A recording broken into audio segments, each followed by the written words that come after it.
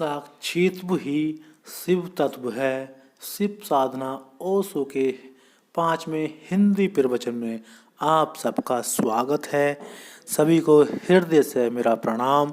सूत्र में प्रवेश के पहले पीछे मैंने आपको कहा था कि मंत्र के संबंध में कुछ कहूँगा। आज शिविर का अंतिम दिन है। मंत्र के संबंध में कुछ समझ लें, उसका प्रयोग जीवन में क्रांति ला सकता है। पहली बात, जैसा मैंने कल कहा, परत परत तुम्हारे व्यक्तित्व में है।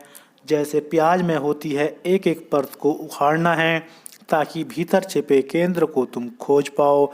हीरा छिपा है, खोया तुमने नहीं है, खो सकते भी नहीं हो, क्योंकि ये वह हीरा तुम ही हो।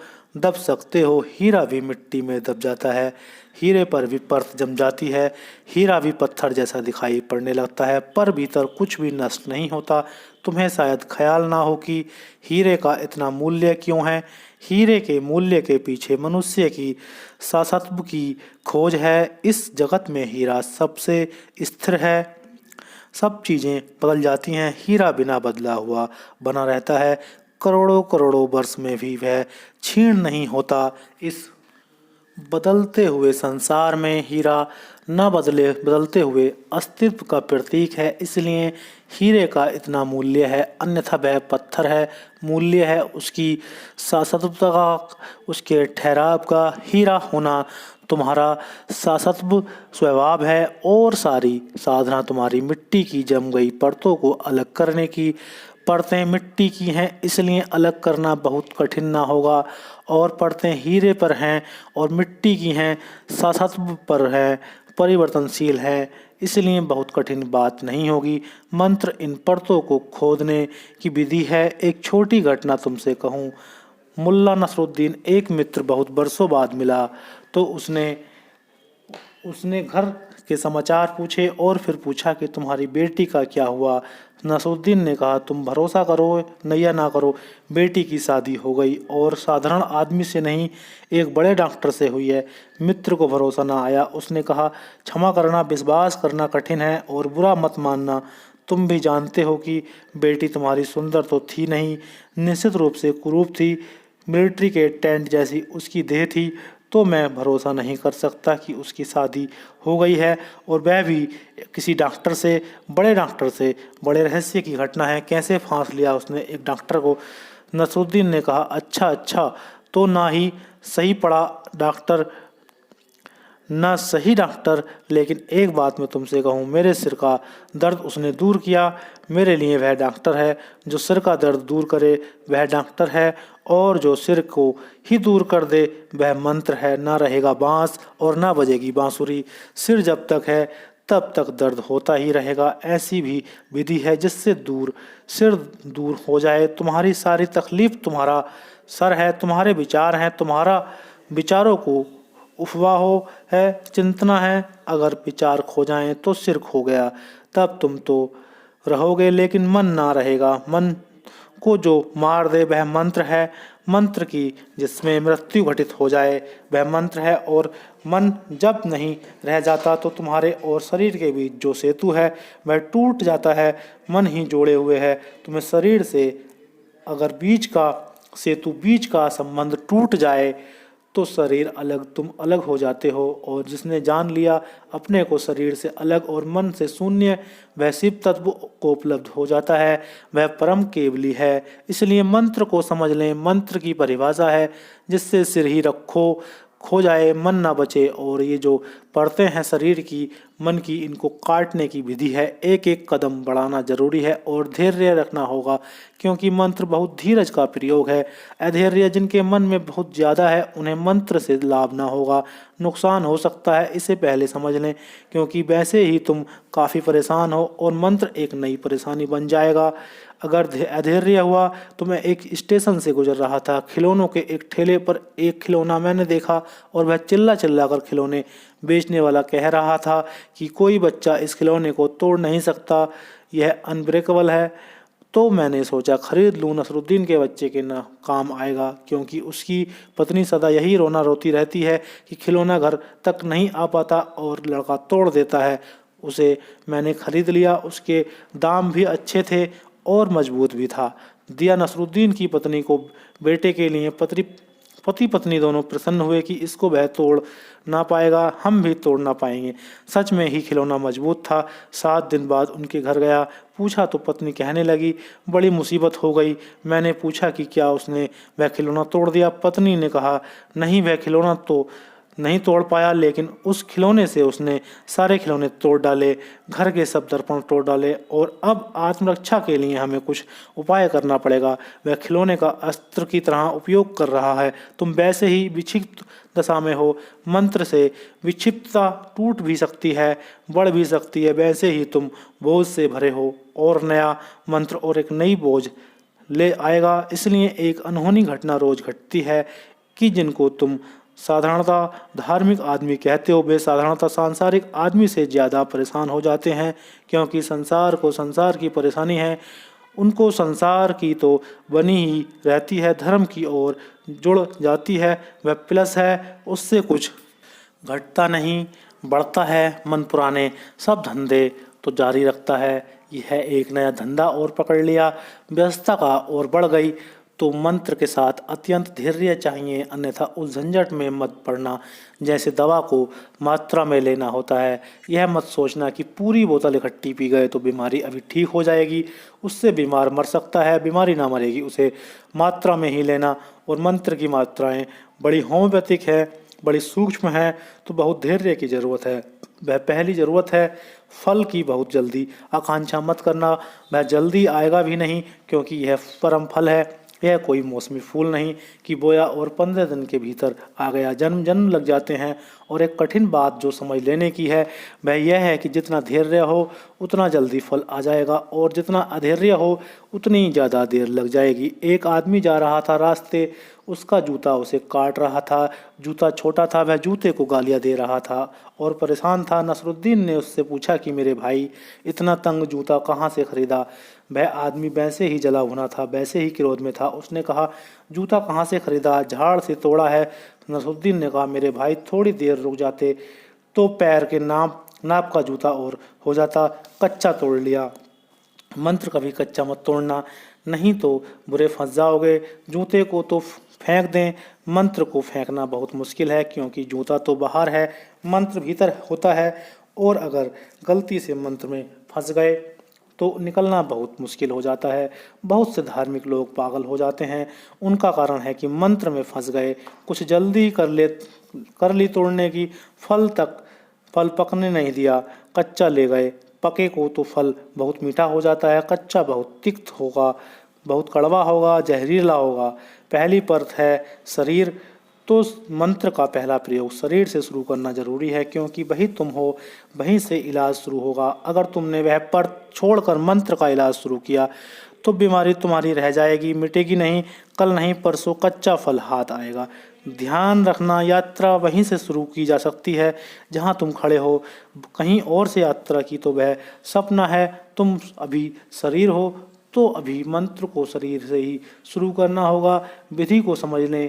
पहले 10 मिनट शांत बैठ जाना। शांत बैठने पहले क्योंकि शांत बैठना आसान नहीं है। 5 मिनट नाचना, उछलना, कूदना, और दिल खोलकर उछलना, कूदना, नाचना, ताकि शरीर के भीतर रग रग रेसे रेसे में जो रेस्टलेसनेस, वह जो बेचैनी है, वह निकल जाएगी। तभी तुम 10 मिनट शांति से बैठ पाओगे। शांति से बैठने के लिए यह जरूरी रेचन है 10-5 मिनट, जितना तुम्हें ठीक लगे, जितनी तुम्हारी बेचैनी हो, उस हिसाब से तुम नाचना, कूदना, डोलना, शरीर को सब तरफ से हिलाना, ताकि 10 मिनट शरीर हिलने की आकांक्षा ना करे, उसकी हिलने की तृप्ति कर देना। 10 मिनट शरीर को हिलाना, डुलाना, नाचना, कूदना, दौड़ना, फिर बैठ जाना, और फिर बैठ जाना बिल्कुल स्थिर।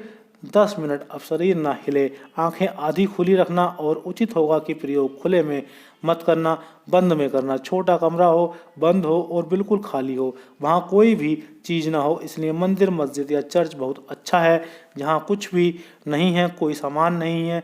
या घर में एक कोना साफ कर लेना, जहाँ कुछ भी नहीं है वहाँ देवी देवताओं को भी मत रखना, वे भी उपद्रव हैं, बिल्कुल खाली कर देना। बस खालीपन ही एक परमात्मा है, बाकी सब चीज़ें मन का ही खेल हैं। और मन ऐसा पागल है कि लोगों के अगर पूजा गृह देखो तो उनका पागलपन पता चल जाए। कोई 150 देवी देवताओं को लटकाए हुए है, जमाने भर के कैलेंडर काट काट कर टांग लिए हैं। जो भी देवी देवता जहाँ मिल जाता है रद्दी में रख अखबार में सबको वे चिपका लेते हैं। यह उनकी खोपड़ी का सबूत है और इन सबके सामने जल्दी जल्दी सिर झुकाकर पानी वगैरह छिड़क कर सबको तृप्त करके वे गए। इनमें से कोई एक भी तृप्त नहीं होता। एक तो तृप्त करने से सभी तृप्त हो जाएंगे, सभी को तृप्त करने से एक भी तृप्त नहीं होता। एक साधे सब सधे और वह एक बाहर नहीं है, भीतर है। कमरे को बिल्कुल खाली रखना है, जितना शून्य हो उतना अच्छा है, क्योंकि इसी शून्य की भीतर तलाश है। यह कमरा तुम्हारे शून्य का प्रतीक है। और छोटा हो क्योंकि मंत्र में उसका उपयोग है, और खाली हो उसका भी उपयोग है। आंख आधी खुली रखना, क्योंकि जब आंख पूरी खुली होती है तो तुम दरवाजे पर खड़े हो, अपने मकान के ठीक मकान की तरफ मुंह, संसार की तरफ। एकदम से पीठ न मुड़ेगी, एकदम से परिवर्तन आसान नहीं। तुम सिर्फ आधी आंख खोलना, आधा संसार की तरफ बंद और आधा अपनी तरफ खुले। आधी आंख खुले होने का यही अर्थ है कि आधा संसार देख रहे हैं, आधा अपने को यहीं से शुरू करना है। और जल्दी की कोई आवश्यकता नहीं। आधी आंख जब खुली होती है तो तुम एक तद्रा जैसी स्थिति अनुभव करोगे। तो अपनी नाक के शीर्ष भाग को देखते रहना, बस उतनी ही आंख खोलनी है, एकाग्रता नहीं करनी है। शांत भाव से नाक का अगला हिस्सा दिखाई पड़ रहा है, नागास्त्र दिखाई पड़ रहा है, तब ओम का पाठ जोर से शुरू करना शरीर से, क्योंकि शरीर में तुम हो। तो जोर से ओम की ध्वनि करना कि कमरे की दीवारों से टकराकर तुम पर गिरने लगे। इसलिए खाली जरूरी है। खाली होगी तो ध्वनि होगी, जितनी प्रतिध्वनि से उतनी लाभ की है। इसलिए अगर तुम ईसाइयों का कैथेड्रल देखे हो तो वह मंत्र के लिए बनाया गया था। वहाँ कुछ भी बोलो तो वह ध्वनि हजारों गुनी होकर तुम पर लौटती है। हिंदुओं ने मंदिर बनाया था अर्धवृत्त में, सिर्फ इसलिए कि उनके गुंबज में ध्वनि टकराकर वापस लौट आएगी। वृत्ताकार वस्तु से कोई भी ध्वनि बाहर नहीं जा सकती, भीतर लौट आती है। वे मंत्र के लिए थे। तो तुम बैठ जाना, जोर से ओमकार ओम ओम जितने जोर से कर सकते हो, क्योंकि शरीर का उपयोग करना है। तुम्हारा पूरा शरीर निमज्जित हो जाए ओम में, ऐसा लगने लगे कि तुमने अपनी पूरी जीवन ऊर्जा ओम में लगा दी, कुछ बचाया नहीं। जैसे इसे पर जीवन मरण टिका है, इससे कम में मंत्र पूरा नहीं होता। ऐसे धीरे धीरे मुर्दे की तरह कहते रहो, आधे आधे उससे हल ना होगा। समग्र भाव से, जैसे कि इसी पर निर्भर है कि अगर तुमने पूरी तरह ओम कहा तो ही तुम बचोगे, अन्यथा मर जाओगे। दाव पर लगा देना। जैसे सिंहनाद होने लगे, आधी आंख खुली आधी आंख बंद, जोर से ओम का पाठ। और ध्यान रखना, जैसे कोई पत्थर फेंकता है, शांत झील में लहरें उठती हैं, चारों तरफ चली जाती हैं। ऐसा तब जब तुम ओम कहोगे तो तुमने एक पत्थर फेंका, उस शांत शून्यता में कमरे की चारों तरफ किरणें फैली, ध्वनि गई, टकराई, वापस लौटी। और तुम इतने जल्दी ओम कहना कि ओवरलैपिंग हो जाए, एक मंत्र उच्चारण के ऊपर दूसरा मंत्र उच्चार हो जाए। ओम ओम ओम ओम, दो ओम के बीच जगह मत छोड़ना। पसीना पसीना हो जाना, सारी ताकत लगा देना। थोड़े ही दिनों में तुम पाओगे कि पूरा कक्ष ओम से भर गया। तुम पाओगे कि पूरा कक्ष तुम्हें साथ दे रहा है, ध्वनि लौट रही है। अगर तुम कोई गोल कक्ष खोज पाओ तो ज़्यादा आसान होगा, अगर गुंबद वाला कक्ष खोज पाओगे तो और भी आसान होगा। बिल्कुल कुछ भी ना हो, ताकि ध्वनि पूरी तरह तुम पर बरसने लगे। तुम्हारा शरीर एक स्नान से गुजर जाएगा और तुम पाओगे कि ऐसी शीतलता जल के स्नान में कभी नहीं मिलती। अभी वैज्ञानिक इस पर बहुत बड़ी खोज कर रहे हैं और वे कहते हैं कि वृक्षों को अगर कुछ खास ध्वनि का संगीत सुनाया जाए तो उसमें जल्दी फूल आ जाते हैं, जल्दी फल आ जाते हैं, वृक्ष जल्दी बढ़ जाते हैं। रूस में और अमेरिका में दोनों जगह खेतों में संगीत का प्रयोग किया जा रहा है ताकि फसलें जल्दी आ जाएं, दुगनी आ जाएं, और परिणाम सफल हुए हैं। रविशंकर के सितार पर एक प्रयोग किया जा रहा था। कनाडा में रविशंकर सितार बजाते और बीज बोए थे, एक तरफ दूसरी तरफ, थोड़े पास थे दूर, कई तरह के बीज बोए थे और बड़ी हैरानी की बात हुई कि जब उनमें से अंकुर आए तो वे सभी अंकुर रविशंकर के सितार की तरह झुके हुए थे। वृक्ष बड़े हुए, लेकिन जैसे तुम अपने कान को बाहर आदमी के पास कर देते हो सुनने के लिए, सभी पौधों ने अपने कान सितार पर लगा दिए और दुगनी बढ़ती होती है। जो पौधा 3 महीने में बढ़ता वह 1.5 महीने में बढ़ जाता और पौधे परम आनंदित होते। पौधा सिर्फ शरीर है, अभी उसका सब सोया हुआ बिल्कुल प्रसुप्त है, लेकिन शरीर भी ध्वनि से तरंगित होता है, आंदोलित होता है। जब चारों तरफ से ओंकार तुम पर बरसने लगेगा, लौटने लगेगा, तुम्हारी ध्वनि बर्तलकार हो जाएगी। तुम पाओगे कि शरीर का रोआ रोआ प्रसन्न हो रहा है, रोए रोए से रोग झड़ रहा है, शांति स्वास्थ्य प्रगाढ़ हो रहा है। तुम हैरान होकर पाओगे कि तुम्हारे शरीर की बहुत सी तकलीफें अपने आप खो गईं, क्योंकि यह बड़ा गहरा स्नान है और बड़ी गहराई तक इसकी पकड़ और पहुंच है। शरीर ध्वनि का ही जोड़ है और ओंकार से अद्भुत ध्वनि नहीं। यह 10 मिनट ओंकार का उच्चार जोर से शरीर के माध्यम से, फिर आंख बंद कर लेना, होंठ बंद कर लेना, जीभ तालू से लग जाए, इस तरह मुंह बंद कर लेना कि बिल्कुल बंद है, कोई जगह ना बची, क्योंकि अब जीभ का उपयोग नहीं करना है, होंठ का उपयोग नहीं करना है। दूसरा कदम है 10 मिनट तक अब ओम का उच्चार करना भीतर मन में। अभी तक कक्ष था, चारों तरफ अब शरीर है, चारों तरफ अभी तक मकान के भीतर थे तुम, अब शरीर मकान है। दूसरे 10 मिनट में अब तुम अपने भीतर मन में ही गूंजना ओम का, जीभ का, कंठ का कोई उपयोग न करना, सिर्फ मन में ओम ओम, लेकिन गति वही रखना, तीव्र वही रखना जैसे तुमने कमरे को भर दिया था ओमकार से। ऐसे ही अब शरीर को भीतर से भर देना ओमकार से कि शरीर के भीतर ही कंपन होने लगे, ओम दोहराने लगे पैर से लेकर सिर तक, और इतनी तेजी से यह ओम करना जितनी तेजी से तुम कर सकते हो। और 2 ओम के बीच जरा भी जगह मत छोड़ना, क्योंकि मन का एक नियम है कि वह एक साथ 2 विचार नहीं कर सकता, एक साथ 2 विचार असंभव हैं। अगर तुमने ओम इतने जोर से गुंजाया कि 2 ओम के बीच में जरा सी भी संधि ना बची तो कोई विचार ना आ सकेगा। अगर जरा सी संधि बची तो विचार आएगा। उसी संधि में जगह बना लेना, जो संधि मत छोड़ना। संधि शून्य उच्चार, इसकी भी फिक्र न करना कि एक ओम पर दूसरा चढ़ जा रहा है। जैसे कभी मालगाड़ी टकरा जाती है, एक डिब्बे के ऊपर दूसरा डिब्बा हो जाता है, ऐसा तुम ओम को एक दूसरे के ऊपर हो जाने देना। जगह बीच में मत छोड़ना और ध्यान रखना शरीर का उपयोग नहीं करना है। इसमें आँख इसलिए बंद कर ली, शरीर स्थिर है, मन में ही गूंज करनी है। शरीर से ही टकराकर गूंज मन पर वापस गिरेगी, जैसे कमरे से टकराकर शरीर पर गिर रही थी। उससे शरीर शुद्ध हुआ, इससे मन शुद्ध होगा। और जैसे जैसे गूंज गहन होने लगेगी तुम पाओगे कि मन विसर्जित होने लगा है। एक गहन शांति जैसी तुमने कभी नहीं जानी, उसका स्वाद मिलना शुरू हो जाएगा। 10 मिनट तक तुम भीतर गुंजार करना। 10 मिनट के बाद गर्दन झुका लेना कि तुम्हारी दाढ़ी छाती को छूने लगे। 2-4 दिन तकलीफ भी होगी, गर्दन में उसकी फिक्र मत करना, वह चली जाएगी। तीसरे चरण में दाढ़ी छूने लगे, जैसे गर्दन कट गई, उसमें कोई जान न रही। और अब तुम मन में भी गुंजार मत करना ओम का, अब तुम सुनने की कोशिश करना, जैसे ओमकार को ही सुन ही रहा है। तुम सिर्फ सुनने वाले हो, करने वाले नहीं, क्योंकि मन के बाहर तभी जा सकोगे जब कर्ता छू जाएगा। अब तुम साक्षी हो जाना। अब तुम गर्दन झुकाकर यह कोशिश करना कि भीतर ओमकार चल रहा है, मैं उसे सुनूं। गालिब का बहुत प्रसिद्ध वचन है, दिल के आईने में तस्वीरें यार जरा गर्दन झुकाई देख ली। वह गर्दन झुकाना जरूरी है।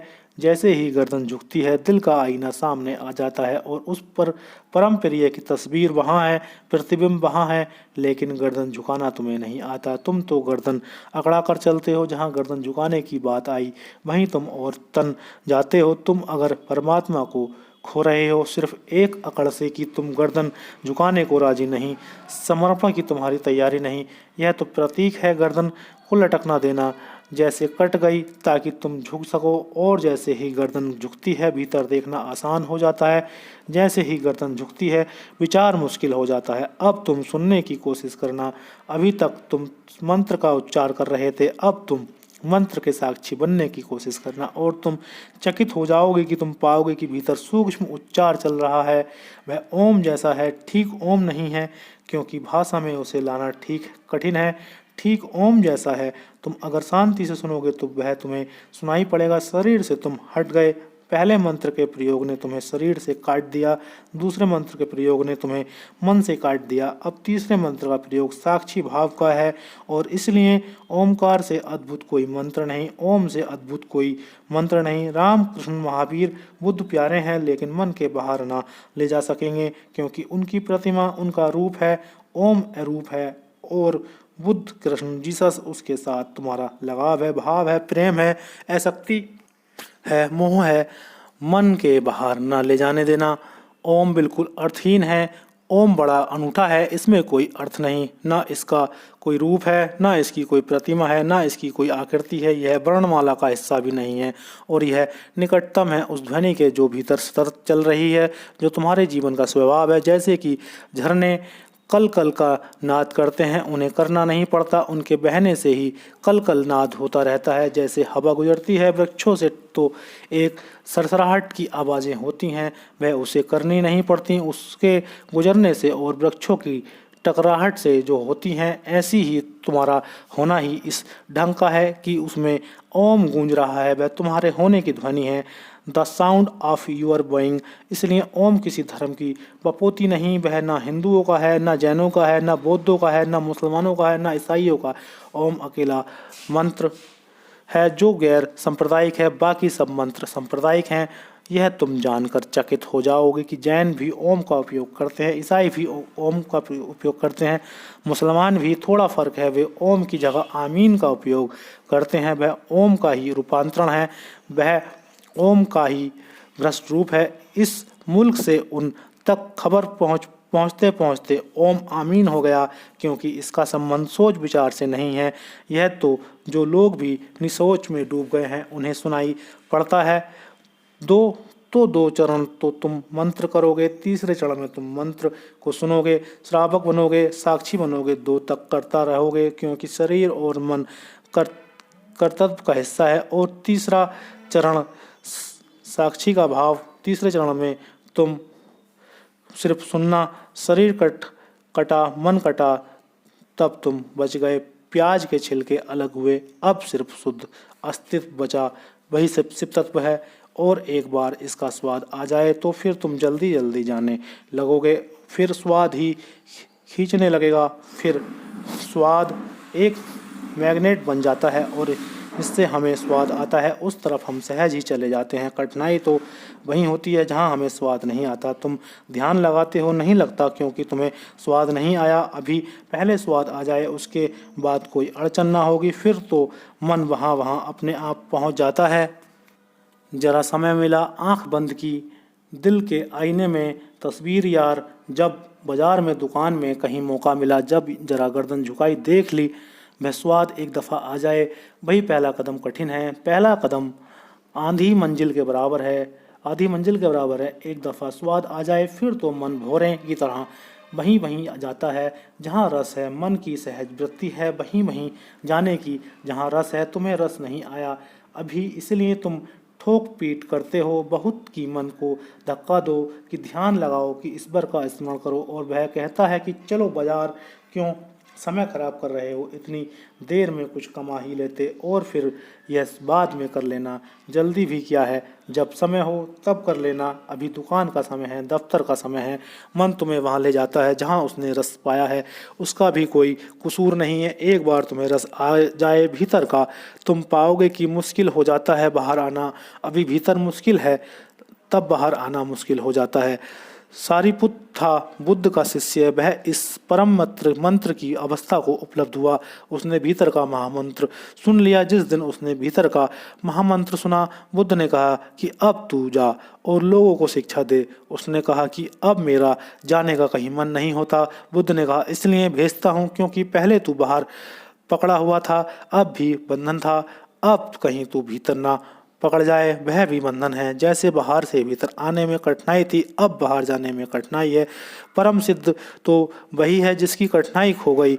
वह बाहर भीतर ऐसे आता है जैसे हवा का झोंका आता जाता है। न बाहर आने में कोई अड़चन है, न भीतर जाने में कोई अड़चन है। बाहर बाहर नहीं है, अब भीतर भीतर नहीं है, अब दोनों एक हो गए।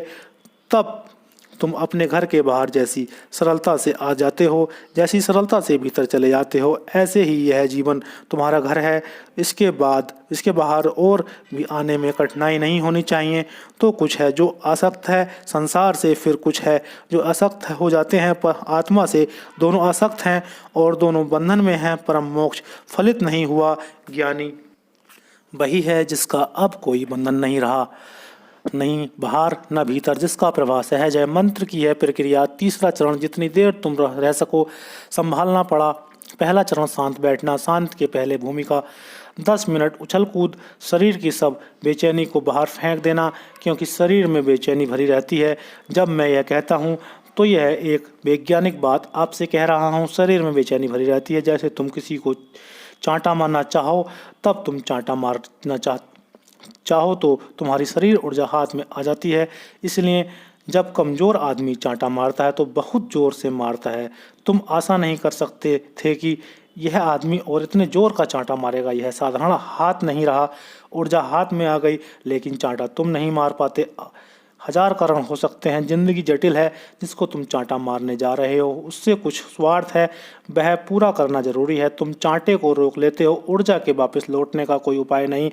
यह वैज्ञानिक शोध है, अत्यंत आधुनिक। शरीर से बाहर तो ऊर्जा के जाने का मार्ग है। बाहर गई ऊर्जा को भीतर लाने का कोई मार्ग नहीं है।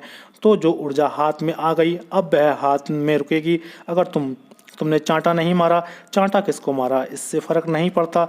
तुम हवा में ही चांटा मार दो तो भी ऊर्जा का निष्कासन हो जाएगा, लेकिन ऊर्जा को भीतर लाने वाला स्नायु शरीर में नहीं है, वह वहीं अटकी रहेगी। और इस तरह तुम बहुत सी ऊर्जा 24 घंटे में शरीर के अलग अलग हिस्सों में अटका लेते हो। फिर तुम ध्यान को बैठे, वह सब अटकी ऊर्जा बाधा डालेगी। इसलिए तुम कहते हो पैर में दर्द हो रहा है, कहीं चींटी चढ़ रही है, कहीं कमर में कुछ मालूम होता है, कहीं गर्दन में खुजलाहट आती है। यह सब काल्पनिक नहीं है, यह तुम कल्पना नहीं कर रहे हो। यह हो रहा है क्योंकि कभी तुम खाली बैठे नहीं, कुछ ना कुछ में लगे रहे। ऊर्जा संलग्न थी, अब तुम खाली बैठे हो।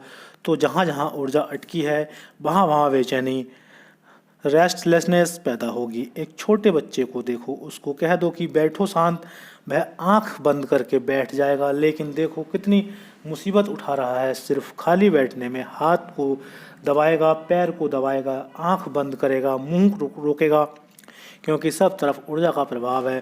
पैर भागना चाहते हैं, हाथ फैलना चाहते हैं, आंख देखना चाहती हैं, कान सुनना चाहते हैं। उनकी पुरानी आदत है, वह ऊर्जा का पुराना प्रभाव का ढंग है। इसलिए मैं सदा जोर देता हूँ कि प्रत्येक ध्यान के पहले रेचन जरूरी है। रेचन तुम्हें सहयोगी होगा। 10 मिनट दौड़ लो, कूद लो, उछल लो, सारी ऊर्जा को जम हो गई उसे फेंक दो, फिर बैठ जाओ। जैसे तूफान के बाद शांति आ जाती है, ऐसे रेचन के बाद शरीर हल्का हो जाता है, उसकी बेचैनी खो जाती है। पर वह भूमिका है, कोई चरण नहीं। वह मकान के बाहर की सीढ़ी है, मकान के भीतर असली यात्रा तो शुरू होती है। 10 मिनट ओंकार की ध्वनि शरीर से, 10 मिनट ओंकार की ध्वनि मन से। 10 मिनट ओंकार की ध्वनि तुम्हें नहीं करनी, वह अस्तित्व में हो रही है, तुम्हें सिर्फ सुननी है। इसलिए मैं कहता हूँ रामकृष्ण बुद्ध उतने ठीक नहीं होंगे।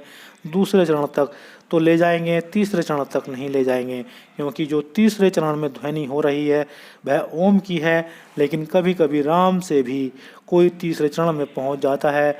वह ऐसा ही है जैसा तुम कभी ट्रेन में चलते हो, रेलगाड़ी आवाज़ करती है छक छक छक, उसमें तुम कोई भी चीज़ सोचना चाहो तो सोच सकते हो।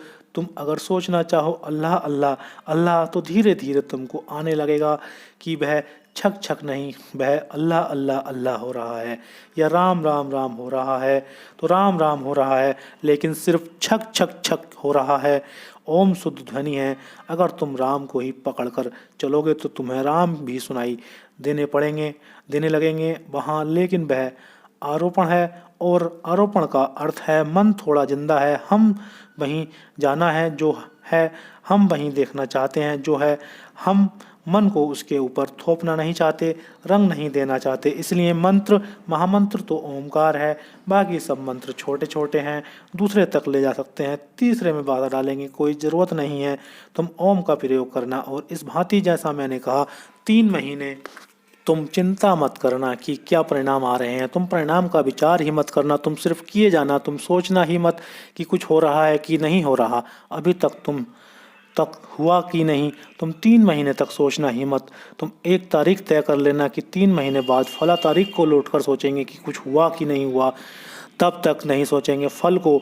अगर तुमने इतना साहस रखा, और यह साहस वैसा ही है जैसा छोटे बच्चे कभी कभी आम की गोही बो देते हैं और आधी घड़ी बाद फिर जाकर निकाल देते हैं कि अभी तक अंकुर आया कि नहीं, फिर गड़ा देते हैं उदासी में भी अभी तक कुछ भी नहीं हुआ, फिर घड़ी भर बाद पहुंच जाते हैं, फिर उखाड़ कर देख लेते हैं यह अंकुर कभी आएगा ही नहीं, क्योंकि अंकुर आने के लिए ज़रूरी है एक समय की सीमा की गोही अंधकार में दबी रहे, पृथ्वी में गड़ी रहे, तुम्हारा ध्यान भी फल नहीं ला पाता, क्योंकि तुम बार बार गोही को उखाड़ कर देखते हो कुछ हुआ कि नहीं, वह हृदय में पहुंच नहीं पाता, उसके पहले तुम निकाल कर देख लेते हो। जीसस ने कहा है कि तुम्हारा दायां हाथ क्या करता है तुम्हारे बाएं हाथ को पता ना चले, मंत्र ऐसा गड़ा दो भीतर, उसको उखाड़ कर मत देखो, वह बीज है, इसलिए मंत्र को हमने बीज कहा है। बीज का अर्थ है कि उसको उखाड़ कर मत देखना, उसका समय है, वह अपने समय से ही फूटेगा, तुम्हारी जल्दबाजी से नहीं,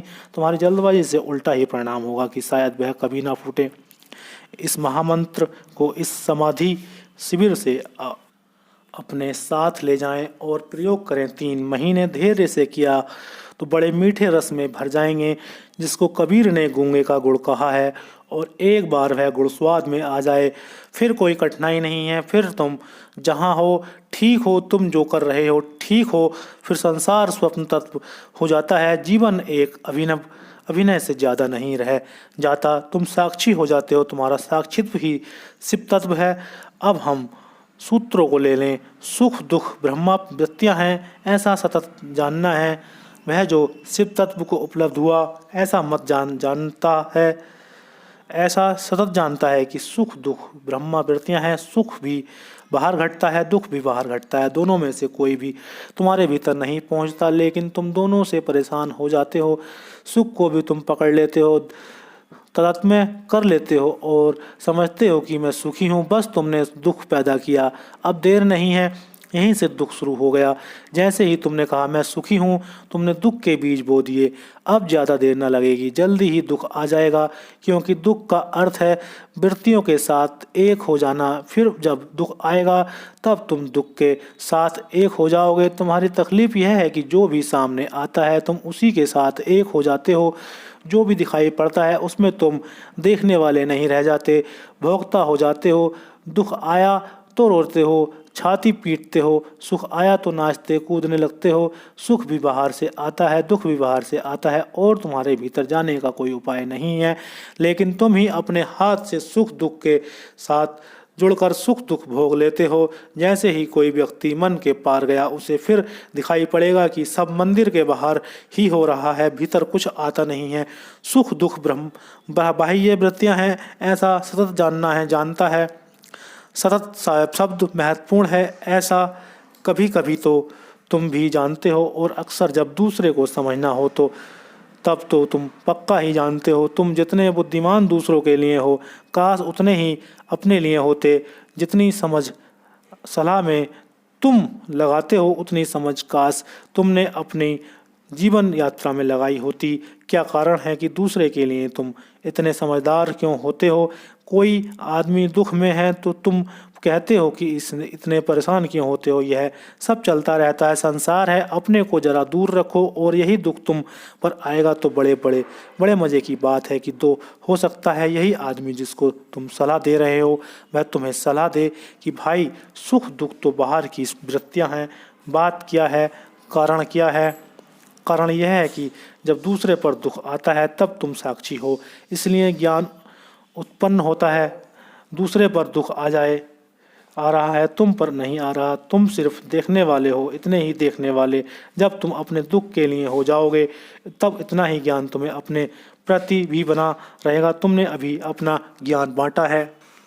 मुल्ला नसरुद्दीन एक मनोचिकित्सक के पास गया और उसने कहा कि मेरी पत्नी की हालत अब खराब है, कुछ आपको करना ही पड़ेगा। मनोचिकित्सक ने अध्ययन किया उसकी पत्नी का कुछ सप्ताह तक और कहा कि इसकी मस्तिष्क तो बिल्कुल खत्म हो गया।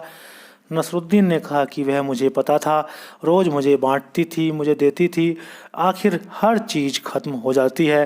रोज़ थोड़ा थोड़ा करके अपनी बुद्धि मुझे देती रही, खत्म हो गई।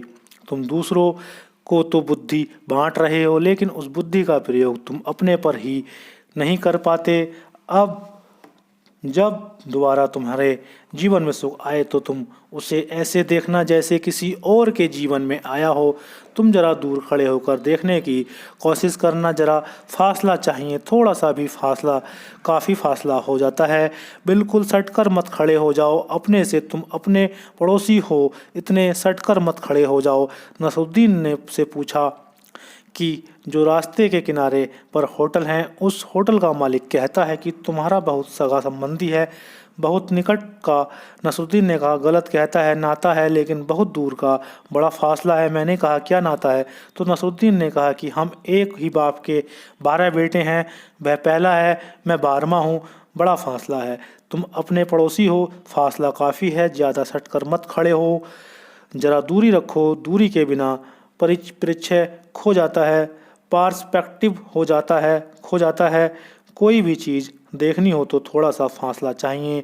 तुम अगर बिल्कुल फूल पर आंखें रख दो तो क्या खाक दिखाई पड़ेगा कि तुम दर्पण में बिल्कुल सिर लगा दो, कुछ भी दिखाई ना पड़ेगा। थोड़ी दूरी चाहिए अपने से, थोड़ी दूरी ही सारी साधना है। जैसे जैसे दूरी बढ़ती है तुम हैरान होकर देखोगे कि तुम व्यर्थ ही परेशान थे। जो घटनाएं तुम पर कभी घटी ही नहीं, तुमसे बाहर घट रही थीं, सिर्फ करीब खड़े होने के कारण प्रतिबिंब तुम में पड़ता था, छाया तुम पर पड़ती थी, धुन तुम तक आ जाती थी। उस प्रतिध्वनि को तुम अपनी समझ लेते थे और परेशान होते थे। एक मकान में आग लगी थी और मकान का मालिक स्वप्राप्ता छाती पीट कर रो रहा था, लेकिन एक आदमी ने कहा कि तुम नाहक परेशान हो रहे हो, क्योंकि मुझे पता है कि कल तुम्हारे लड़के ने यह मकान बेच दिया है। उसने कहा क्या कहा? लड़का गांव के बाहर गया था, रोना खो गया। मकान में अब भी आग लगी है, वह बढ़ गई, बल्कि पहले से लपटें उठ रही हैं, सब जल रहा है, लेकिन अब वह आदमी इस मकान से फासले पर हो गया, अब यह मकान मालिक नहीं है। तभी लड़का भागता हुआ आया, उसने कहा क्या हुआ? यह मकान जल रहा है। सौदा हो तो गया था लेकिन पैसे अभी मिले नहीं हैं, अब जले के कौन पैसे देगा? फिर बाप अपनी छाती पीटने लगा, मकान वहीं का वही है, उसमें कोई फ़र्क नहीं पड़ रहा। मकान को पता ही नहीं कि यहाँ सुख हो गया, दुख हो गया और फिर नर्क हो सकता है। अगर वह आदमी आकर कह दे कि कोई बात नहीं, मैं वचन का आदमी हूँ, जल गया तो जल गया, खरीद लिया, मैं पैसे दूंगा, फिर बात बदल गई। सब बाहर हो रहा है और तुम इतने करीब सटकर खड़े हो जाते हो, उससे कठिनाई होती है। थोड़ा फासला बनाओ। जब सुख आए तो थोड़ा दूर खड़े होकर देखना, जब दुख आए तब भी थोड़ा दूर खड़े होकर देखना, और सुख से शुरू करना। ध्यान रहे दुख से शुरू मत करना। इस हम में से अक्सर लोग जब दुख होता है तब दूर होने की कोशिश करते हैं, तब सफल ना हो पाओगे। वह जरा कठिन मार्ग है। जब सुख होता है तब जरा दूर होने की कोशिश करना, क्योंकि दुख से तो सभी दूर होना चाहते हैं। वह बिल्कुल सामान्य मन की वृत्ति है, सुख से कोई दूर नहीं होना चाहता। इसलिए दुख से दूर होने की तुम कोशिश मत करना, क्योंकि वह तो तुम सदा से कर रहे हो, उससे कुछ फल नहीं हुआ। उल्टे चलना होगा, जैसी तुमने यात्रा की है उससे तो तुम भटकते ही चले जा गए हो। वापस लौटना होगा, प्रतिक्रमण करना होगा। इसको महावीर प्रतिक्रमण कहते हैं। पतंजलि ने प्रत्याहार कहा है, वापस लौटना होगा, रिटर्निंग बैक टू सोर्स। थोड़े कदम वापस लौट जाओ। सुख जब आए तब जरा दूर खड़े होकर देखो, मत धड़कने दो हृदय को जोर से, मत नाचो। इतना ही जानो कि आया है, यह भी चला जाएगा, यह भी रुकने वाला नहीं, कुछ रुकता नहीं। लहर है हवा की, आई और गई, तुम जान भी ना पाए कि चली गई। बस दूर खड़े होकर तुम उसे साक्षी भाव से देखते रहे। क्या होगा? डर क्या है? सुख को हम देखते क्यों नहीं साक्षी भाव से? साक्षी भाव से ना देखने के पीछे कारण है क्योंकि साक्षी भाव से देखा कि सुख सुख ना रह जाएगा, वह सुख था ही नहीं, था ही जितने करीब थे, जितने तुम भले थे उतना ही सुख था, जितनी याद की उतना ही कुछ ना रह जाएगा। इसलिए कोई आदमी सुख का साक्षी नहीं होना चाहता, पर वही से यात्रा है सुख आए साक्षी भाव से देखना। देखते ही देखते तुम पाओगे कि सुख हो गया, तुम रह गए, और अगर तुम सुख में सफल हो गए फिर तुम दुख में सफल हो जाओगे। कुंजी तुम्हारे हाथ में है, फिर दुख आए तुम दूर से खड़े होकर देखना, और दूर खड़े हो सकते हो क्योंकि शरीर और तुम दूर हो, इससे बड़ी दूरी कहीं तो दो चीज़ों के बीच नहीं हो सकती। चेतना और पदार्थ की दूरी से बड़ी दूरी और क्या हो सकती है? चांद तारे भी इतने दूर नहीं हैं एक दूसरे से जितना तुम अपने शरीर से दूर हो। एक जड़ है, एक चेतन है, एक मिट्टी से बना मृण में एक चैतन्य से बना चितम चिन्मय है, बड़ा फासला है, इससे ज़्यादा विपरीत छोर नहीं मिल सकते। सुख से शुरू करो, दुख तक ले जाओ, और एक ही बात स्मरण रखो कि तुम बाहर हो। सुख दुख बाह्य वृत्तियाँ हैं, ऐसा तुम्हें साधना पड़ेगा, लेकिन बार बार खो जाएगा, यह सतत नहीं हो सकता। सतत तो तभी होगा जब तुम आत्मा में स्थिर जाओगे, जब मंत्र सफल हो जाएगा, मन कट जाएगा, लेकिन तब तक जितनी देर बने साधना, जितनी देर अभ्यास कर सको करना, उससे रास्ता साफ होगा, उससे भला बीज न बोए जाएं, लेकिन ज़मीन साफ होगी। बीज बोने के वक्त कम से कम तैयार ज़मीन तो तुम पाओगे। यह बार बार खो जाएगा, यह सतत रह सकता है। जरा ही तुम होश गवाओगे कि फिर सुख पकड़ लेगा, दुख पकड़ लेगा। सुख दुख बाह्य वृत्तियाँ हैं, शिव तत्व को उपलब्ध योगी ऐसा सतत जानता है। सतत का अर्थ है एक भी क्षण को व्यवधान नहीं पड़ता। सतत तो वही चीज़ हो सकती है जो तुम्हारा स्वभाव हो, जो तुम्हारा स्वभाव नहीं वह सतत नहीं हो सकता। तुम कितनी देर क्रोध कर सकते हो? बोधि धर्म गया चीन के सम्राट ने उससे कहा कि मेरे मन में बड़ा क्रोध आता है, मैं क्या करूं? तो बोधि धर्म ने कहा तुमको अगर क्रोध करना पड़े तो तुम कितनी देर कर सकते हो? उसने कहा कितनी देर, यह कोई भी सवाल है? घड़ी, आधा घड़ी, ज़्यादा से ज़्यादा। तो बोधि धर्म ने कहा जो घड़ी आधा घड़ी किया जा सके वह तुम्हारा स्वभाव नहीं, 24 घंटे कर सकते हो, सतत कर सकते हो। सम्राट ने कहा हम घड़ी दो घड़ी करके परेशान हो रहे हैं और यह हम पूछने आए भी नहीं कि सतत कैसे हो करें। बोधि धर्म ने कहा यह मैं इसलिए कह रहा हूँ कि जो तुम सतत कर सको वही स्वभाव है, इसमें परेशान क्यों हो रहे हो?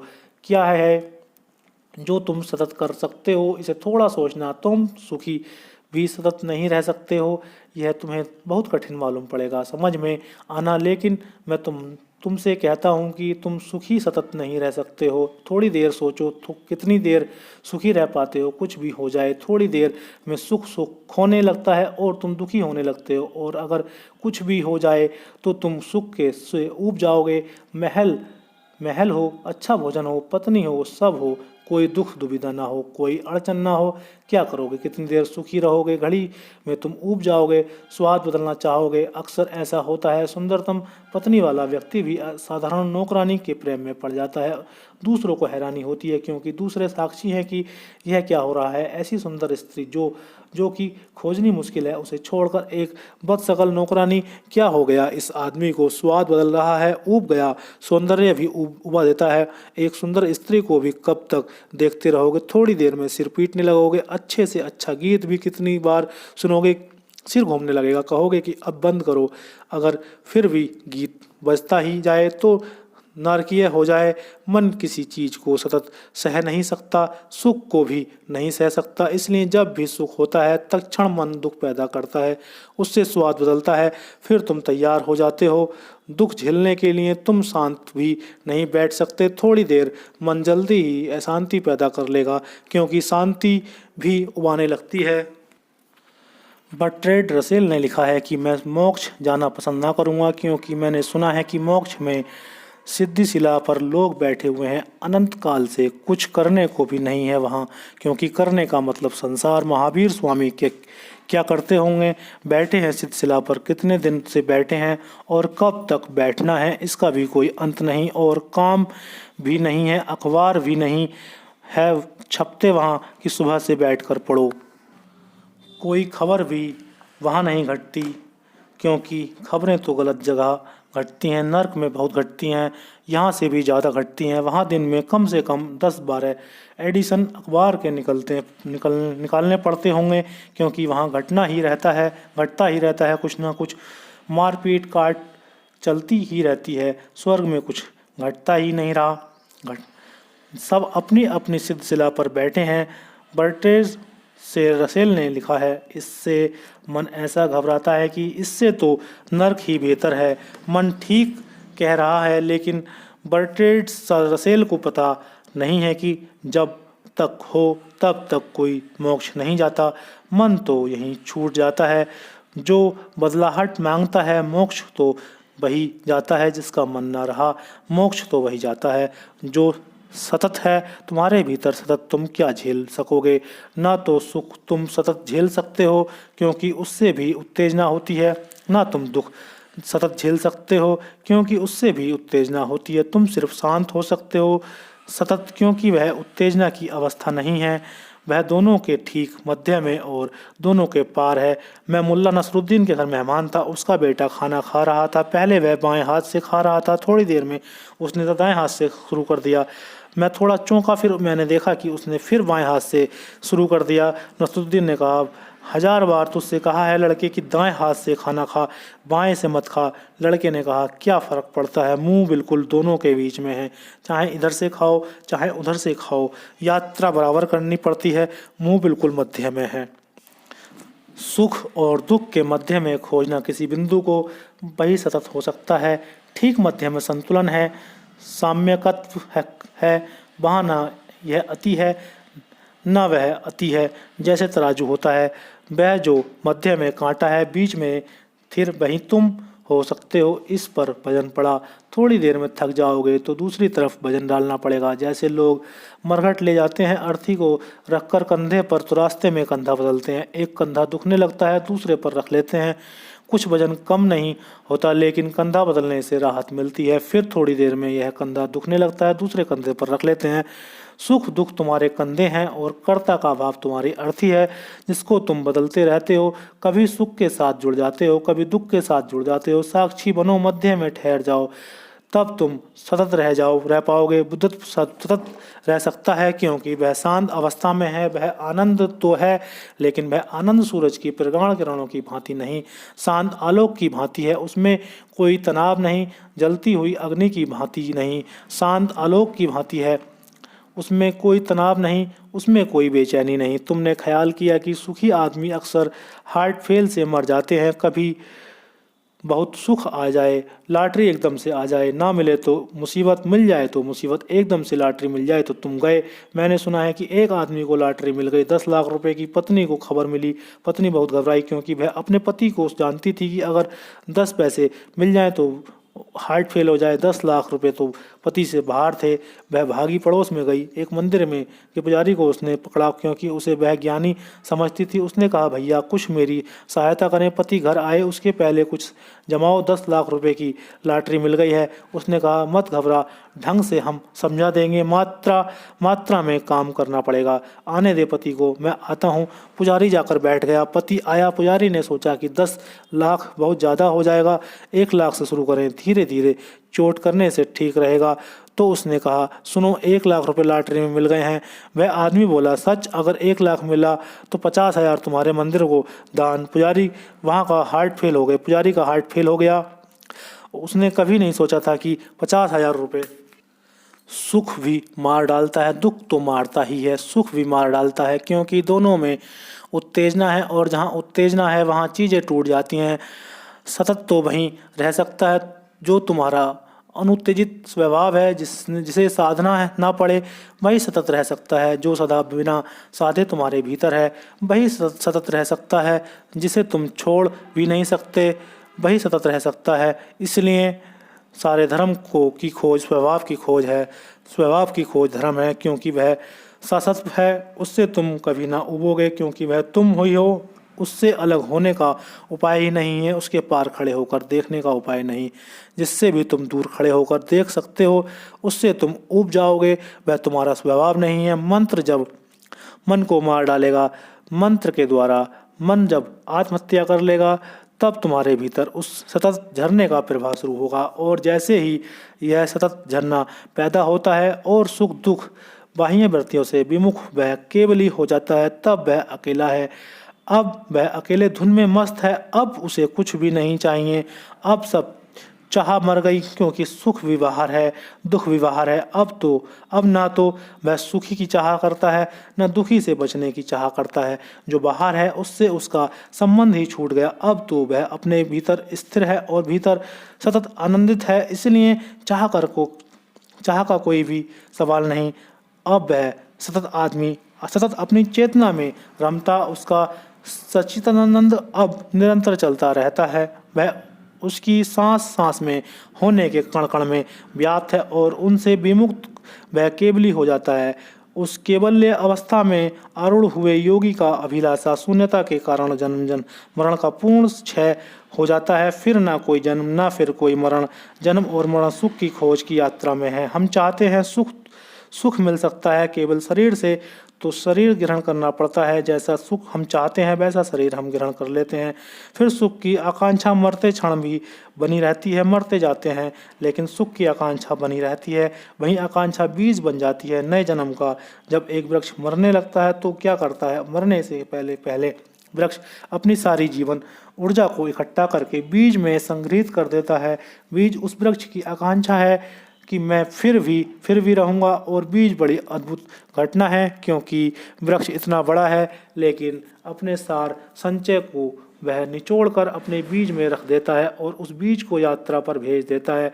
यह वृक्ष तो मर जाएगा, यह देह तो गिरेगी, लेकिन नई देह का उसने इंतजाम कर लिया। और इसलिए तुम देखो, एक वृक्ष एक बीज से पैदा होता है, लेकिन मरते वक्त, मरने के पहले एक वृक्ष करोड़ों बीज छोड़ जाता है। क्योंकि क्या भरोसा एक बीज ना पहुंच पाए ठीक भूमि तक, पत्थर पर गिर जाए, पानी ना मिले, जानवर खा जाएं, कोई रोन डाले, इतना खतरा वृक्ष मोल नहीं लेते। एक के साथ तो खतरा रहेगा, बचे ना बचे, इसलिए करोड़ों बीज पैदा करता है और हजार उपायों से बीज को ऐसी जगह भेजता है कि जहां उसको ठीक भूमि मिल जाए। तुम देखो, सैमर का फूल देखा। सैमर के वृक्ष की एक खूबी है कि उसके नीचे कोई पौधा नहीं पैदा नहीं हो सकता। इसलिए सैमर अपने बीज में रुई लगा देता है ताकि कोई बीज नीचे ना गिर पाए, क्योंकि नीचे गिरा तो मर जाएगा। तुम यह मत समझ लेना कि रुई तुम्हारे तकिए गद्दे में भरने के लिए सैमर लगाता है। रुई लगाता है सैमर अपने बीज को पंख देने के लिए, ताकि हवा के झोंकों में वह दूर चला जाए। एक बात पक्की कर लेता है कि नीचे ना गिर पाए, बस कहीं भी गिरे, यहाँ ना गिर पाए, क्योंकि नीचे सैमर के कोई भी वृक्ष पैदा ना हो पाएगा। सैमर सारे पानी को चूस लेता है। बड़े वृक्ष के नीचे पैदा होना मुश्किल भी है। इसलिए सभी वृक्ष अपनी अपनी तरकीबें खोज लेते हैं। तुम इसको इतना आसान ना समझना, वे सब काफ़ी कुशल और चालाक हैं। तुम उनको सीधा साधा मत समझना। संसार में कोई सीधा साधा ही नहीं हो सकता। सीधा साधा हुआ कि मोक्ष, यहाँ तो तिरछा ही हो सकता है। तिरछा होना यहाँ होने की शर्त है, वही यहाँ योग्यता है। तो वृक्ष हजार। अगर तुम वृक्षों के संबंध में अध्ययन करो तो तुम चकित हो जाओगे कि कैसी कैसी तरकीबें वृक्ष खोजते हैं। तितलियों के सहारे तितलियों को आकर्षित करते हैं। तितलियां सोचती होंगी कि शायद यह जो मधुर रस बह रहा है वह उनके लिए है, तो भ्रांति में है, उनको केवल रिश्वत दी जा रही है। वृक्ष उनके पैरों में, पंखों में अपने बीज को लगाकर भेज रहा है। हजार तरकीबें वृक्ष करेगा बचने की, और जब वृक्ष इतनी तरकीबें करता है तो तुम कितनी ना करते होगे। तुम्हारी चालाकी का कोई और अंत नहीं है। एक मनुष्य, एक पुरुष अगर उसके पूरे वीर्य कणों का उपयोग करे तो इस पूरी पृथ्वी पर जितनी जनसंख्या है एक पुरुष पैदा कर सकता है। एक साधारण पुरुष अपने जीवन में साधारण, न ब्रह्मचारी न व्यभिचारी, दोनों के मध्य में जो साधारण है, कम से कम 4000 बार संभोग करता है। एक संभोग में कोई 10 करोड़ जीवाणु, 10 करोड़ बीज एक संभोग में स्खलित होते हैं। अगर उसके सभी बीज सफल हो जाएं, जो कि किसी दिन हो सकता है, अब तक तो नहीं हो सकता था, क्योंकि स्त्री की सीमा है, क्षमता है, और उसको 9 महीने लगेंगे। एक बीज पड़ेगा तो एक स्त्री बहुत से बहुत 12, 15, बहुत से बहुत 24 बच्चे पैदा कर सकती है। इसलिए सीमा है, इसलिए सम्राट हजारों पत्नियां रख लेते थे ताकि वह सीमा तोड़ दी जाए। लेकिन अब वैज्ञानिक उपायों से यह संभव हो गया है कि हम एक ही व्यक्ति के वीर्य कणों की को सारी दुनिया की स्त्रियों को दे दें, इंजेक्ट कर दें। इस बात की बहुत संभावना है, क्योंकि वैज्ञानिक जब सुझाव देते हैं उनके सुझाव कितने ही खतरनाक हों, थोड़े बहुत दिनों में स्वीकृत हो जाते हैं, क्योंकि वे कहते कि सभी लोगों को बच्चे पैदा करने का हक नहीं होना चाहिए। आइंस्टीन जैसा कोई आदमी जिसके पास ऐसी प्रतिभा है, जिसके बीज का उपयोग करो। ठीक है, जब बागवानी में तुम उतनी कुशलता बताते हो, बीज चुनते हो, तो आदमी की बागवानी में क्यों ना बीज चुनो। बागवान देखता है, अच्छे से अच्छा बीज खोज कर लाता है, हर कुछ रद्दी नहीं बो देता। तो आज नहीं कल दुनिया में सभी लोगों को बच्चे पैदा करने का हक नहीं रह जाने वाला। थोड़े से लोग जिनको वैज्ञानिक तय करेंगे, स्वास्थ्य में, बुद्धि में, प्रतिभा में, उम्र में, उसका बीज उपयोग में लाया जाएगा और उसको पैकेट मिल सकेंगे, उसको तुम ले जा सकोगे। तब एक ही आदमी पूरी पृथ्वी को भर दे, इतने बीज पैदा करता है। यह भी जीवन आकांक्षा है। तुम हैरान होगे, कहीं तुमने यह पढ़ा ना होगा, क्योंकि कहीं यह लिखा हुआ नहीं है अब तक कि जैसे ही कोई व्यक्ति सुख दुख के बाहर हो जाता है, केवली हो जाता है, उसके भीतर वीर्य का पैदा होना बंद हो जाता है। वहीं ठीक ब्रह्मचार्य को उपलब्ध हो सकता है, वीर्य का पैदा होना बंद, सारी आकांक्षा जन्म खो गई हो। जब तक जन्म की आकांक्षा है कि मैं बचूं, किसी भी रूप में बचूं, यह शरीर खो जाए तो कोई हर्ज नहीं, दूसरे शरीर में रहूं, लेकिन रहूं जीवेषणा जब तक है, जब तक शरीर पैदा करता जाता है वीर्य कणों को, इन शरीर भी जिएगा। उधर तुम्हारी आत्मा भी वासनाग्रस्त ना गर्भ की खोज करती रहेगी। तुम तभी तक भटकोगे जब तक तुम सुख और दुख के साथ अपने को एक समझते हो। तब तक तुम पूरी कोशिश करोगे कि दुख ना हो और सुख हो, और मैं और कुछ और सुख की यात्रा करूं और सुख खोजूं। तुम्हारे सपने तुम्हें ना नए जन्मों में ले जाएंगे। उस केवल्य अवस्था में अरुण हुए योगी का अभिलाषा शून्यता के कारण जन्म मरण का पूर्ण क्षय हो जाता है। वह जन्मता नहीं है, और जो जन्मता नहीं उसके मरण का कोई कारण नहीं। जन्मोगे तो मरोगे, जन्म का ही दूसरा पहलू मरण है। वह जन्म के ही सिक्के पर है, एक तरफ जन्म और दूसरी तरफ मृत्यु है। इधर तुम जन्मे, उधर तुम मरोगे, लेकिन जिसे मृत्यु से मुक्त होना, उसे जन्म से मुक्त होना पड़ेगा। मृत्यु से तो सभी मुक्त होना चाहते हैं, लेकिन जन्म से कोई मुक्त होना नहीं चाहता। यही हमारी कठिनाई है, दुख है। दुख से सभी मुक्त होना चाहते हैं, सुख से कोई मुक्त नहीं होना चाहता। जिस दिन तुम सुख से मुक्त होना चाहते हो, उस दिन तुम्हारे जीवन में क्रांति घटी, उस दिन तुम धार्मिक हुए। मुल्ला नसरुद्दीन पहली दफ़ा समुद्र की यात्रा पर गया, पहले ही दफ़ा जहाज में सवार हुआ, बड़ा बीमार हो गया, उल्टी वमन चक्कर, और एक दिन सुबह इतना घबरा गया, तूफान भयंकर था और जहाज करवटें ले रहा था और वह लौट रहा था। उसने अपनी पत्नी को कहा कि सुन, सारी संपत्ति तेरे नाम से लिख छोड़ी है और मेरी वसीयत बैंक में रखी है, सब हिसाब किताब वहाँ है, और मुझे दूसरे किनारे पर दफना देना, चाहे मैं मरूं या ना, क्योंकि जिंदा या मुर्दा यह यात्रा अब दोबारा नहीं कर सकता हूँ। तुम मुझे वहीं दफना आना, बाकी सब बैंक में है, वह तुम संभाल लेना। जिस दिन तुम्हें जिंदगी ऐसी बेहूदी दिखाई पड़ने लगेगी, पूरी यात्रा इतनी व्यर्थ दिखाई पड़ने लगेगी कि जिंदा या मुर्दा तुम कोई भी हालत में इस यात्रा पर वापस ना आना चाहोगे। जिस दिन तुम्हें यह जिंदगी मृत्यु से बदतर दिखाई पड़ने लगेगी, और यह उसी दिन तुम्हारे जीवन में क्रांति होगी। अभी तुम धर्म में भी उत्सुक होते हो, तो वह भी सुख की ही खोज के लिए, इसलिए तुम्हें धर्म कभी मिल नहीं पाता। धर्म में तुम्हारी उत्सुकता तभी होगी जब तुम इस जीवन की यात्रा पर किसी भी स्थिति में जाने को राजी हो। तुमने सब देख लिया और तुमने सब व्यर्थ पाया। तुमने सुख देख लिया और पाया कि वे भी पीड़ा से भर जाते हैं, और तुमने दुख देख लिया और पाया कि वे भी पीड़ा से भर जाते हैं। दुख तो दुख है ही, यहाँ सुख भी दुख है। यहाँ जो मीठा लगता है वह भी जहर है। यहाँ जहर तो जहर है ही, अमृत की जो घोषणा है वह भी जहर को ही छिपाने की तरकीब है। जिस दिन तुम्हें सब व्यर्थ हो गया, सब बाहर है और सब सराहनीय है, उस दिन तुम्हारे जीवन में धर्म का जन्म होगा। ध्यान रहे अपने मन में साफ साफ खोजना कि तुम धर्म में उत्सुक सुख के लिए हो तो तुम उत्सुक ही नहीं हो। धर्म में उत्सुकता तो सच्ची तभी है जब तुम शांति के लिए, सुख के लिए नहीं, शांति के लिए उत्सुक हो। सुख भी व्यर्थ, दुख भी व्यर्थ। अब तुम दोनों से छुटकारा चाहते हो। उस केवल्य अवस्था में आरूढ़ हुए योगी की अभिलाषा शून्यता के कारण अब उसकी कोई वासना नहीं। अब वह किसी यात्रा पर नहीं जाना चाहता। यात्रा मात्र व्यर्थ हो गई।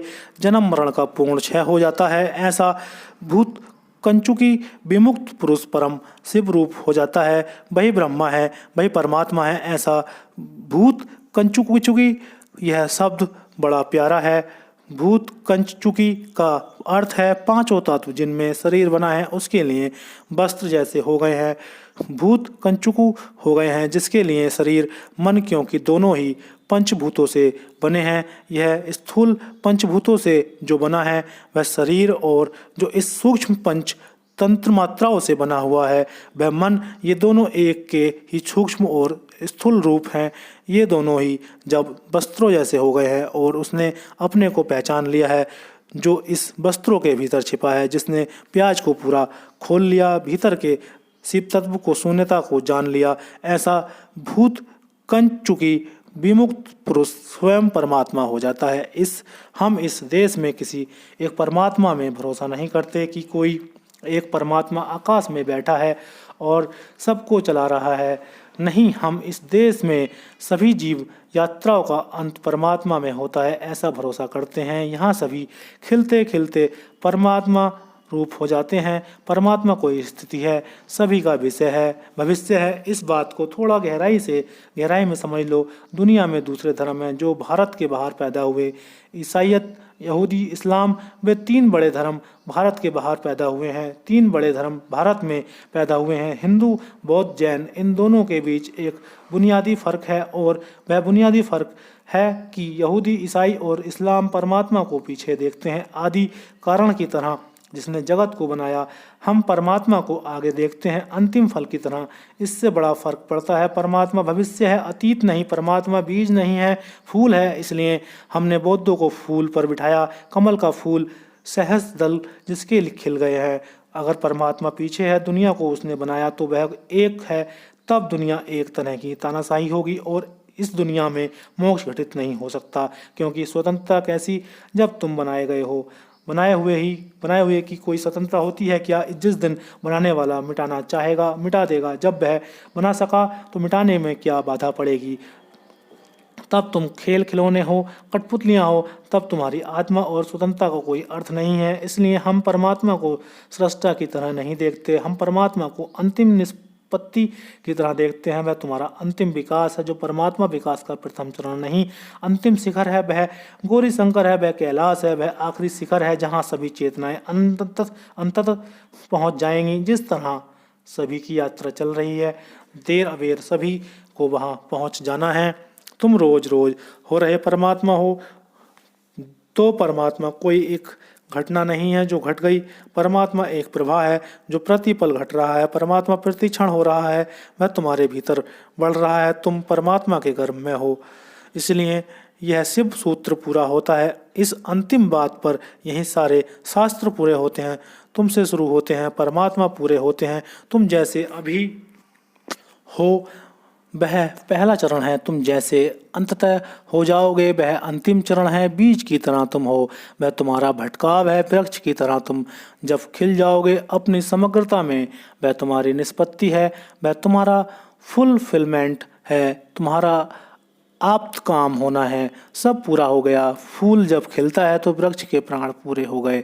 उसके खिलने में वृक्ष ने अपनी पूरी सुगंध पाली। वृक्ष जिस चीज के लिए पैदा हुआ था वह घटित हो गया। फूल के खिलने के साथ वृक्ष एक नृत्य से भर जाता है। उसका रोआ रोआ पुलकित है, वह व्यर्थ नहीं गया, सार्थक हुआ, फलीभूत हुआ। सुगंध सौंदर्य उसमें लिख गए।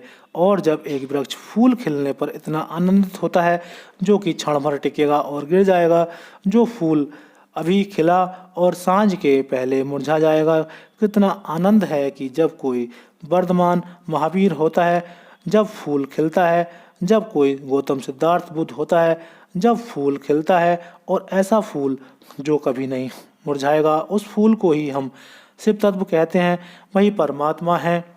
मंत्र का उपयोग करना ताकि उस तुम में से जो व्यर्थ है वह कट जाए और तुम में जो सार्थक है वह निखर आए। मंत्र का उपयोग करना जिससे कि जैसे तुम हो वह टूट जाए, बिखर जाए भूमि में, और तुम जो हो सकते हो वह अंकुरित हो जाए। तुम्हारे भीतर परमात्मा को छिपाए तुम चल रहे हो। संभाल कर चलना, सावधानी से चलना। जैसे ही गर्भवती स्त्री संभल कर चलती है वैसा साधक संभल कर चलता है, क्योंकि तुम्हारे ही जीवन का सवाल नहीं है। तुम्हारे भीतर सारे अस्तित्व के ने दाव लगाया है। सारा अस्तित्व तुम्हारे भीतर खिलने को आतुर है। उत्तरदायित्व है, बहुत बड़ा है। बहुत सावधानी से संभल कर होश पूर्वक एक एक कदम रखना, क्योंकि तुमसे परमात्मा का जन्म होना है। आज के लिए इतना ही। तो दोस्तों, ये थे ओशो जी के विचार। शिव साधना से लिया गया साक्षित्व ही शिव तत्व है, ओशो का हिंदी प्रवचन आपने इतने ध्यान से सुना। आपको मेरा सादर प्रणाम। आप मेरे प्रणाम को स्वीकार करें। धन्यवाद।